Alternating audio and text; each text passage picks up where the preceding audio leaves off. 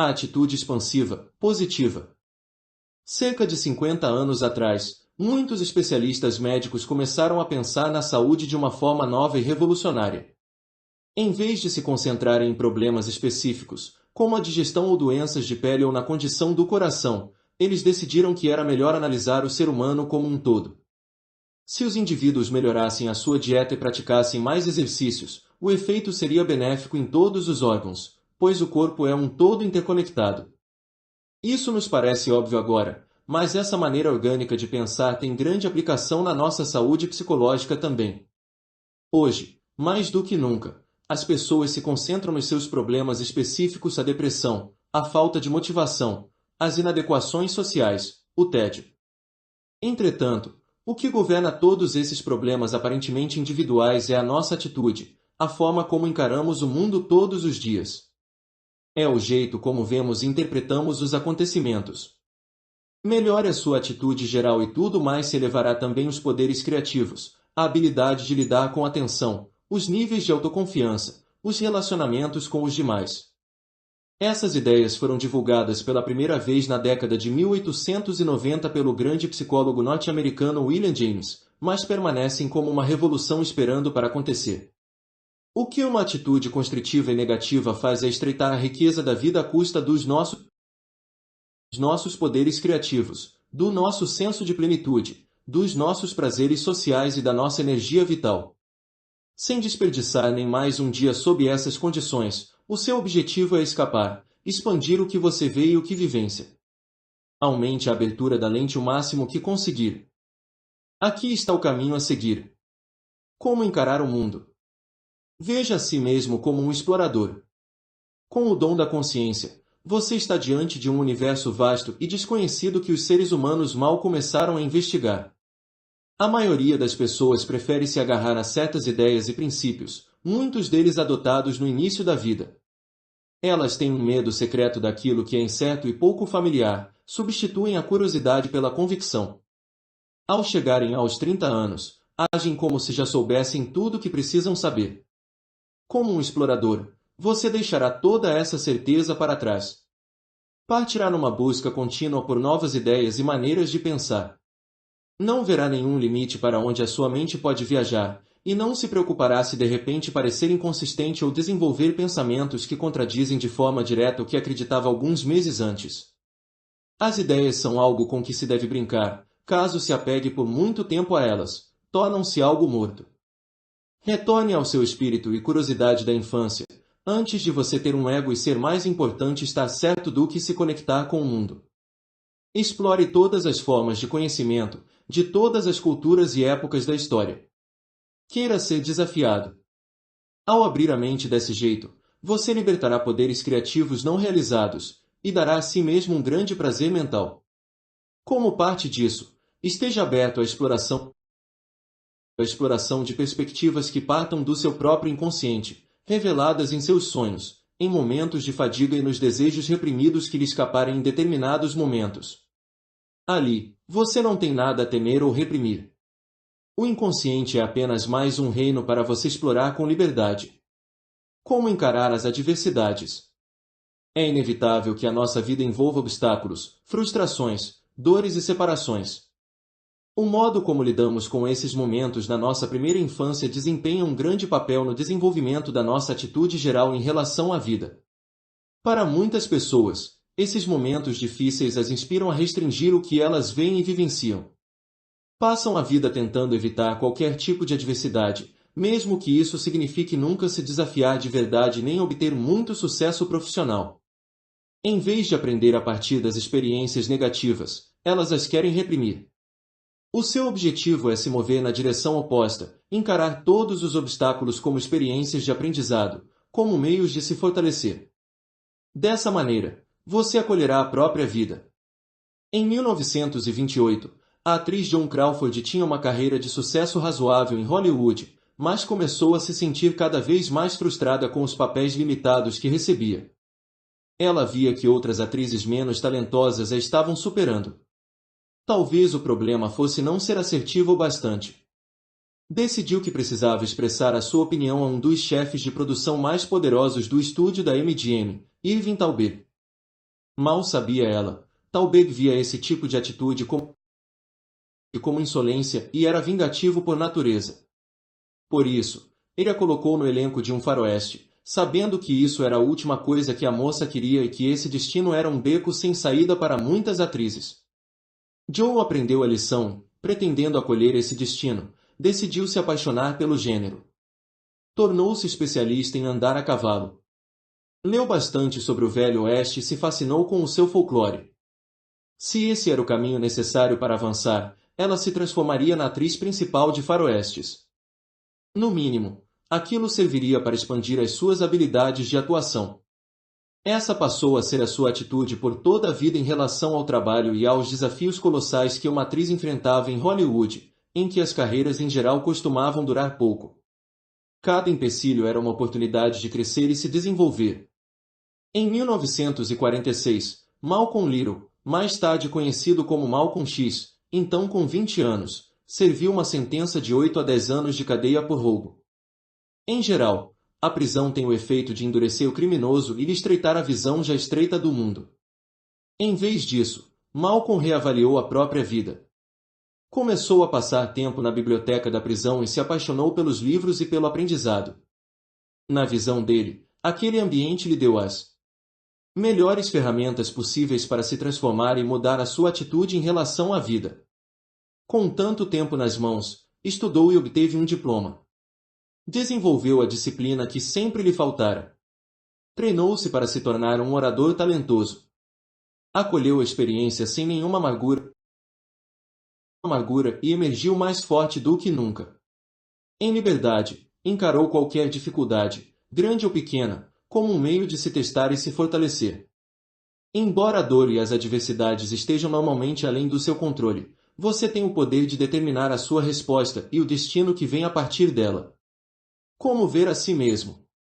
À medida que envelhecemos, tendemos a estabelecer limites ao quão longe conseguimos ir na vida. Com o passar dos anos, internalizamos as críticas e dúvidas dos outros. Ao aceitar o que pensamos ser os limites da nossa inteligência e poderes criativos, criamos uma dinâmica de autorrealização. Aqueles se tornam os nossos limites. Você não precisa ser tão humilde e modesto neste mundo. Essa humildade não é uma virtude, mas um valor que as pessoas promovem para mantê-lo por baixo. Seja o que for que estiver fazendo agora, você é de fato capaz de muito mais, e ao pensar assim, criará uma dinâmica bem diferente. Em tempos antigos, muitos grandes líderes como Alexandre, o Grande, e Júlio César se imaginavam descendentes de deuses e parcialmente divinos. Essa autocrença se traduzia num nível elevado de autoconfiança que outras pessoas reconheciam e das quais se alimentavam. Isso se tornava uma profecia autorrealizada. Você não precisa entreter pensamentos tão grandiosos assim, mas sentir que está destinado a algo grande e importante lhe dará um grau de flexibilidade quando os outros se opuserem ou resistirem a você. Não internalize as dúvidas que surgem desses momentos. Tenha um espírito audaz e continue a tentar novas atividades, até mesmo a correr riscos, confiante na sua habilidade de se recuperar dos fracassos e se sentindo destinado ao sucesso. Quando Tchekov teve a epifania sobre a liberdade derradeira que conseguiria criar para si mesmo, ele passou pelo que o psicólogo norte-americano Abraham Maslow chamou de experiência de pico. Há momentos em que você é levado acima da rotina diária e percebe que há algo maior e mais sublime na vida, aquilo que estava lhe faltando. No caso de Tchekov, a experiência de pico foi incitada por uma crise, pela solidão, e isso lhe causou sensação de aceitação completa das pessoas e do mundo em redor. Esses momentos podem surgir ao se exercitar além dos seus limites, ou ao superar grandes obstáculos, ao escalar uma montanha, ao viajar para uma cultura bem diferente, criar os laços profundos que resultam de qualquer forma de amor. Você deve partir de maneira deliberada em busca dessas ocasiões e estimulá-las se for capaz. Elas têm o efeito, como aconteceu com Tchekov, de alterar a sua atitude para sempre, expandem os seus pensamentos sobre as suas possibilidades e a própria vida, e essas lembranças são algo ao qual você sempre retornará para obter a inspiração suprema. Em geral, essa maneira de olhar para si mesmo vai contra a atitude indiferente e irônica que muitos gostam de ter no mundo pós-moderno, nunca ambiciosa demais, jamais muito positiva sobre as coisas ou a vida, sempre fingindo uma humildade impassível e bem falsa. Esses tipos veem a atitude positiva e expansiva como ingênua e otimista em excesso, contudo sua atitude indiferente é, na verdade, uma máscara astuta para lhes encobrir os grandes temores de se embaraçar, fracassar, demonstrar emoções demais. Assim como com todas as tendências na cultura, a atitude indiferente acabará desaparecendo, um remanescente do início do século XXI. Ao se mover na direção oposta, você será muito mais progressista. Como encarar a sua energia e saúde? Embora sejamos todos mortais e sujeitos a doenças além do nosso controle, devemos reconhecer o papel que a força de vontade desempenha na nossa saúde. Todos nós já sentimos isso em algum grau. Quando nos apaixonamos ou nos entusiasmamos com o nosso trabalho, temos de repente mais energia e nos recobramos mais rápido de qualquer doença. Ao contrário, se estamos deprimidos ou enfrentando níveis incomuns de tensão, nos tornamos presas de todo tipo de enfermidades. Em geral, você consegue se esforçar com segurança muito além daquilo que imagina serem as suas limitações físicas quando se sente entusiasmado e desafiado por um projeto ou empreitada. As pessoas envelhecem de modo prematuro ao aceitar os limites físicos do que conseguem realizar, num ciclo autorrealizado. Aqueles que envelhecem bem continuam a se envolver em atividades físicas, apenas moderadamente ajustadas. Você tem fontes abundantes de energia e saúde para aproveitar. Como encarar as outras pessoas? Em primeiro lugar, tente se livrar da tendência natural a tomar o que os outros dizem e fazem como algo direcionado pessoalmente a você, em especial se o que eles falam ou fazem é desagradável. Mesmo quando criticarem ou agirem contra os seus interesses, na maior parte das vezes isso é resultado de alguma dor profunda anterior que estão revivendo. Você se tornou o alvo conveniente das frustrações e ressentimentos que eles vêm acumulando por anos. Estão projetando os próprios sentimentos negativos. Se você conseguir ver os indivíduos dessa forma, terá mais facilidade para não reagir ou se aborrecer, ou se enredar em alguma batalha mesquinha. Se o outro é mesmo malicioso, ao não ficar abalado, você se colocará numa posição melhor para planejar a reação apropriada e se poupará do acúmulo de mágoas e amarguras. Encare os seres humanos como fatos da natureza. As pessoas existem em todas as variedades, como flores e rochas. Há tolos, santos, sociopatas, egomaníacos e nobres guerreiros, há os sensíveis e os insensíveis. Todos desempenham um papel na nossa ecologia social. Isso não significa que não devemos lutar para mudar o comportamento daninho daqueles que nos são próximos ou que estão na nossa esfera de influência, mas não temos como reverter a engenharia da natureza humana. E, mesmo que conseguíssemos de algum modo fazer isso, o resultado seria muito pior do que o que temos. Aceite a diversidade e o fato de que os indivíduos são o que são. O fato de eles serem diferentes de você não deveria ser um desafio ao seu ego ou à sua autoestima, mas algo a aceitar e acolher. Dessa posição mais neutra, entenda as pessoas com quem lida num nível mais profundo, como Tchekov fez com o pai. Quanto mais fizer isso, mais tolerante você tenderá a se tornar em relação aos outros e à natureza humana em geral. O seu espírito aberto e generoso deixará as suas interações sociais muito mais tranquilas, e os indivíduos se sentirão atraídos por você. Por fim, pense no conceito moderno de atitude em termos do conceito antigo de alma, encontrado em quase todas as culturas indígenas e civilizações pré-modernas. Originalmente, ele se referia a forças espirituais externas que permeiam o universo e que estão contidas no ser humano individual na forma da alma. A alma não é a mente ou o corpo, mas o espírito geral que encarnamos, a nossa maneira de vivenciar o mundo. É o que torna uma pessoa um indivíduo, e o seu conceito estava relacionado às primeiras ideias de personalidade, sob o qual a alma de alguém poderia ter profundidades. Alguns possuíam um grau maior dessa força espiritual, tinham mais alma, outros tinham uma personalidade que carecia dessa força e que era um pouco desalmada. Isso tem grande relevância em relação à nossa ideia de atitude. Na nossa concepção moderna da alma, substituímos a força espiritual externa pela própria vida, ou pelo que descrevemos como força vital. A vida é inerentemente complexa e imprevisível, com poderes muito além de tudo que seríamos capazes de compreender ou controlar por completo. Essa força vital se reflete na natureza e na sociedade humana pela diversidade impressionante que encontramos em ambos os campos. Por um lado, há aqueles cujo objetivo na vida é inibir e controlar essa força vital, levando-os a estratégias autodestrutivas, precisam limitar os pensamentos e se manter fiéis a ideias que já perderam a relevância. Têm de limitar o que vivenciam.